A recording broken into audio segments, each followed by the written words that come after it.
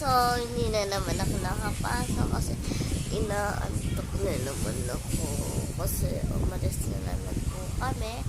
And kahapon, gano'n. Ayan. So, may baby doon. Napaka-cute. As in, hindi ko na siya binabaan. Napatulog ko siya. And ang dami na nagpapasalamat sa akin. Pero sila, mami at papa, nagagalit kasi ayaw nga nila magbuhat ako. Kahit alam ko na. Kasi 3 yung kapatid ko kala dati. So, alam ko na.